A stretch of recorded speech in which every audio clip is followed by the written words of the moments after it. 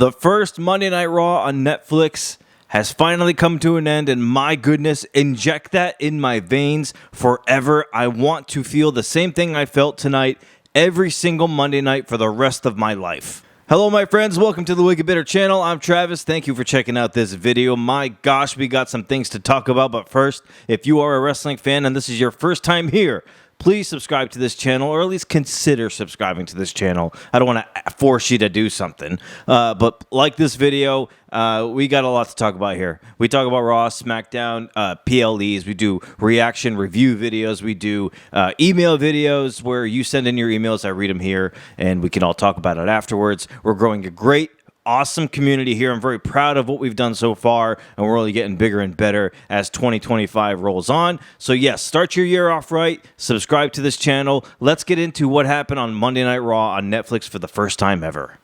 I'm feeling like I'm anxious. I'm excited still. I'm still excited. The show has ended. I'm in here. I'm doing this video. It's late. I'm tired, but I'm still excited and hype after what I've just watched. Now, I know we can't expect Raw to be like this every single week because it's not going to be.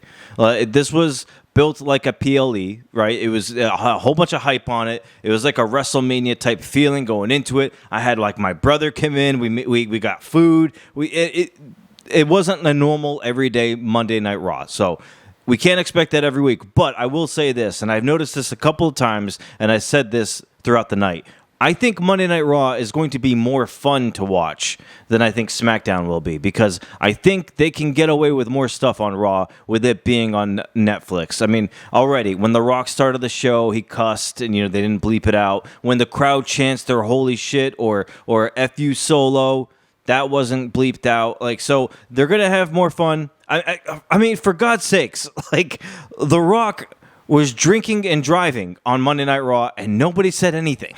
Nobody cared. Nobody stopped him. And to top that off, Travis Scott comes out through the crowd. This dude legitimately just smoking a blunt on TV. I'm like, anything goes here. At Netflix, you can't do this on anything else. So Netflix is going to be lenient. It's going to be fun. I think they get away with a whole lot more. I love it. I think it's so much more fun to watch when you don't feel like you have to worry about what's being said and how people are going to feel and getting in trouble later for saying some things. It's just a fun, entertaining show from top to bottom. Now, it's going to be hard for me to cover every single thing that happened on this Raw in a short video, so I will mention some of the things I noticed that I do and don't like. First of all the ads on the ring mat. I'm not crazy about all of that. I don't know if that's just something that I'm going to have to get used to, but, everybody had a problem when the Prime logo was in the middle of the ring for the longest time, and now we have Raw where there's 6 or 7, maybe 8 different logos, advertisements throughout the whole mat and the ring. I'm not crazy about it, but as the night went on, I kind of ignored it and just watched and whatever. So, maybe it won't be a big deal later on, but immediate reaction, not a fan. I don't think that's gonna ruin my experience of watching, though. Something I did love, and there might be mixed feelings on this. I'm curious to know what you think, but the referees' shirts for Monday Night Raw, I like them. I know it's not the traditional black and white stripes, but I liked these. I like the gray with the black stripe on it with the WWE logo. I thought that was really cool. I'm somebody that can do away with the referee cameras in the ears. I don't, unless we're going to see the footage of it, because we never see it cut to that part, to that camera in any match, except for maybe once or twice, and it's for nothing. I don't know if they're still working out the feel of that, or maybe they're just recording it to use maybe in social media afterwards. But I could do away with the referee ear camera unless you're going to use it and let me see it and hear it and watch it. But, it's whatever at this point. I thought that was cool. The way this show started with the ring being covered in that that sheet that had a video on it, and then the pyro went off and the whole sheet dropped and it was just Triple H in the ring. I thought that was freaking awesome. A lot of cool things on Monday Night Raw. The way the seats look with the lights in them, visually amazing. And then that huge screen at the top, that's not going to be every arena. That's just the way this arena was. It has that humongous Titantron above the ring, so WWE was smart to use it. Other arenas not all going to look like that, but the way it looked tonight, chef's kiss, unbelievable. I want to hit on a few things, a few important things. The Rock starts out the show. I mean, of course he would, right? The Rock is here. He cuts a promo. He thanks people at Netflix. He thanks like some executives, producers, partners, some people who I don't even know what their affiliation is. He thanks them. Like I said, he thanks Netflix. He thanks the fans. He thanks Cody Rhodes. And this is where it starts to get weird for me. He thanks Cody Rhodes. He ends up dapping up Cody Rhodes before he leaves the ring in the first segment. And automatically I'm thinking, like, why are we doing this? Because the last we saw The Rock, he told Cody Rhodes, or I shouldn't say the last time we saw The Rock. The last time we saw Rock and Cody together, he gave something to Cody in his hand. He told him to never break his heart again. And then he told him whether Cody has that championship or not, when The Rock comes back, he's coming for that title. He's also coming for Cody Rhodes. So I found it strange that The Rock was out here dapping up Cody Rhodes, giving him all these compliments, saying he's busted his ass and carried the company, on his back for the past year. The Rock also acknowledges Roman Reigns, calls him the tribal chief. Rock's being a little too good guy-ish for me. And then later on in the night, The Rock ended up having his tequila or whatever backstage in the parking lot with Cody. They cheers, and The Rock drove off driving and drinking. I don't know. The Rock was too much of a good guy tonight. And then, of course, later on, The Rock, after Roman's match showed up, I mean, I don't know. Is this like a sign that The Rock is not wrestling at WrestleMania this year? I don't know. I'm still trying to figure that part out. So we get Solo Sikoa versus Roman Reigns.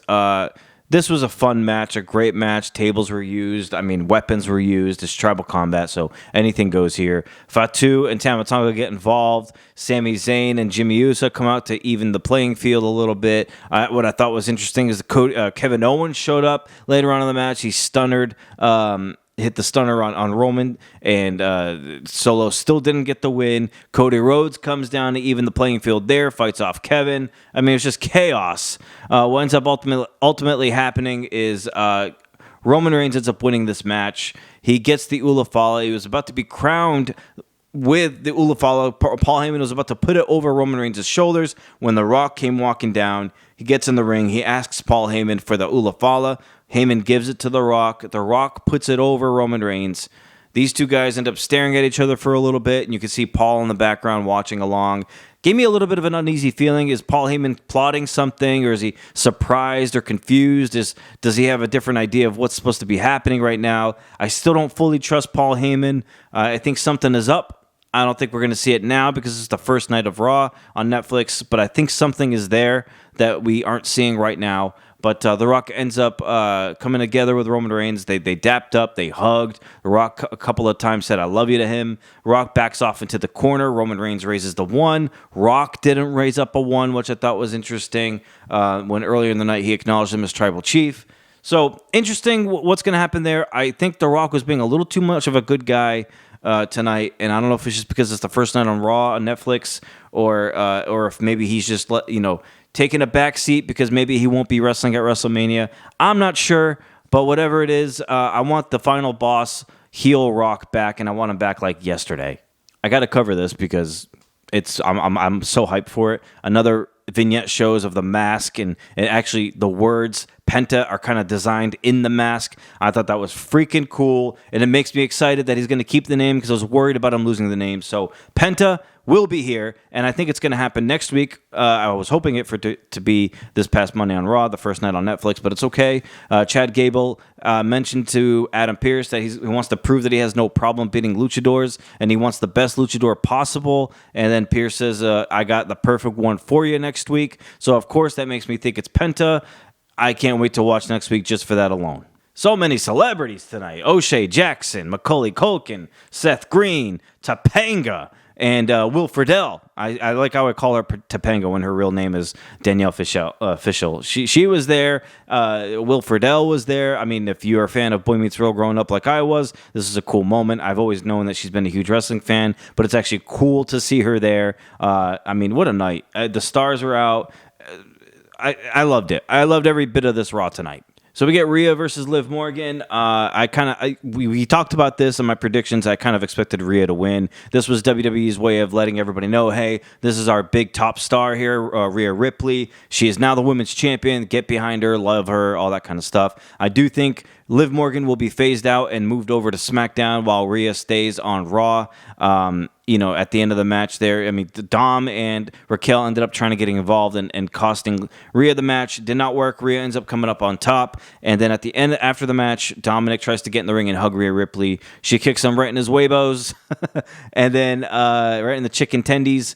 And then she hits a riptide on him, and as she's going up the ramp and leaving, the Undertaker's gong interrupts Rhea Ripley. Undertaker comes out on his bike. He comes riding around the ring. He gets up to the entryway with his back turned to the camera with Rhea Ripley. They both do the whole raising the arm thing. I thought that was really freaking cool visual to see. And then they both look back at the camera, which is a nice touch too. Awesome. Just a cool feel-good moment. Rhea wins. You got Taker coming out here kind of giving his nod of approval. I loved it. I thought it was great. Taker didn't have to do anything. It's all right. You didn't have to. It was already a stacked Raw anyway. I thought it was a cool moment, and then I'm happy Rhea Ripley won. Now I hope we can just move away from this rivalry for good. We did see Bayley talking to Adam Pearce, by the way. I just want to mention it. Maybe Bayley will be coming to Raw during this whole transfer window. I think it would be a good move, maybe a change of scenery, especially if we're going to be moving people over to SmackDown, like maybe, like I said, Liv going to SmackDown and Bayley coming over to Raw. But if Bayley comes to Raw and Damage Control is still on Raw, I wonder what we do with that. Jey Uso comes out for his match with Drew McIntyre, and like I said before, he shows up in the crowd and he's with Travis Scott, who's just smoking a freaking L in the middle of the audience, which I thought was freaking wild. What an entrance for Jay. Everybody was hyped. Michael Cole gets on the table with Pat McAfee. Michael Cole dapping up Travis Scott was probably the funniest thing I saw of the night. That was hilarious. That was the most white guy thing ever. I thought that was freaking funny as hell. Very cool moment, though. Drew McIntyre loses to Jey Uso when Jay suckered Drew McIntyre in. Drew McIntyre was going to hit a Claymore at the end of this match, but and Jay kind of played it off like he was like done. And when Drew came over for the Claymore, Jey Uso reversed it into a pin, got the win that way. I don't think this feud is over between these two, and I think Sami Zayn's going to get involved, and I think Kevin Owens is going to get involved, and I think Seth Rollins is going to get involved, and Cody and Punk. It's just, I think that whole little section are all going to be intertwined together. Paul Heyman backstage with Roman Reigns. He tells Roman he wants to have a platform where Roman can be acknowledged as tribal chief, where everybody can acknowledge him as tribal chief. He asks what day he can do that for. Roman specifically wants January 27th, which I thought was funny, which is another Monday Night Raw, by the way. That day falls on a Monday night, so Roman will be back in 3 weeks on Monday Night Raw, and when he does, they left and they closed the door behind them, and it was a WWE 2K25 logo, and I'm hyped for that. And since then, WWE 2K25 changed their profile picture on Twitter, and they're posting screenshots of the character models already on 2K25. So if you haven't seen that yet, go run over there and check it out. All the models look amazing so far. That 27th of January is the last Monday before the Royal Rumble, so interesting placement of day there, time, I should say. I wonder what's going to happen around that. Should I even mention Hulk Hogan? Should I even do it? This dude came out, Hulk Hogan came out, and the crowd initially popped for the first part of the song, and then when he started talking, they booed this man out of the building. And if you know me, I've never been a Hulk Hogan fan, so I could not care less that they booed for him. I'm happy they did. I never was crazy about Hulk Hogan. The dude looks like he's struggling to walk out there to begin with. Why are we just trotting this dude out there? This makes no sense. I think Triple H was in the back during that whole promo thinking, like, never again. We cannot have this guy come out again. Hulk, I think he partnered up with WWE for his beer, and I think we should just leave it at that. Keep Hulk Hogan away. I think he's just going to get booed every time he comes out, so maybe it's not a good idea to put him on your screens, especially when he's a historic figure like that, and you're showing an audience, hey, this guy's an icon in the company, in the business, and he's getting booed like that. Not a good sign. Let's just keep him away. Oh my God, last match, cmpunk versus Seth Rollins. Another good one I called here. Punk winning this match, it had to happen. Punk wins. Hopefully this brings Seth Rollins to the edge here, to the turning point. Maybe this is the final straw for him, and now he'll finally turn heel. I'm hoping that's what's going to happen. By the way, Punk got hit with a GTS from Seth Rollins. Seth Rollins hit 2 go to sleeps to CM Punk. CM Punk hit a curb stomp on Rollins. I mean, back and forth these guys go. I think Punk busted open Seth Rollins' face at the end there when he hit him with back-to-back GTSs. I thought this was a fantastic match. The intensity was perfect. The punches and the slaps and the chops all looked like they were trying to hurt one another, which I actually did enjoy. This was a great match. I'm happy for it. The crowd was hyped for it. At some point, Seth Rollins had Punk outside the ring, and he yelled to him that he built all of this and that they chant his name. And then he actually had to shake his head and snap out of it, which I thought was cool. I don't know if it was a small thing a lot of people didn't catch, but when he did that, that made me think that there's a heel coming out of him, and he had to shake himself out of that because he's starting to feel that. It's bubbling over. I think that heel turn is coming, and I think he's going to end up joining that faction that we all keep hearing about, rumors of Kevin Owens and Drew McIntyre and Seth Rollins teaming up together. I think that's coming, and I think Rollins losing to Punk here was what's going to push him over the edge and make Rollins a heel. So overall, unbelievable Monday Night Raw. I can't wait to watch every single week. And honestly, what I'm going to do here in the next week or two, I got to get set up and get everything going. But I'm going to start doing these watch-alongs, live streams here when we watch Raw. We can watch Raw together. We can watch SmackDown together. I think that'd be super fun. We can talk together. I think that'd be awesome. I can't wait for that. I love seeing all your comments and getting back to you there. But now, when I do it live, we can talk to each other live as it's happening, which I think is amazing. But yeah, a lot of big things planned for this channel in 2025. So stick with me. If you already have been, I appreciate you. And if you're new and you're thinking about it, I think you subscribing to this channel would be a very good idea. I'm just throwing it out there. All right, my friends, that's it for the Raw review. My goodness, there's a lot to cover and not a lot of time to cover it. So I appreciate you checking out this video. Please like the video if you haven't yet. It does this channel a lot of favors if you like the video. Comment. I would love to hear your feedback on Monday Night Raw on Netflix. I thought it was a great show. I would love to hear what you think. Everybody have a great week. We'll be back with more videos, of course. So check that out. And until we yeet again, my friends, as always, stay bitter.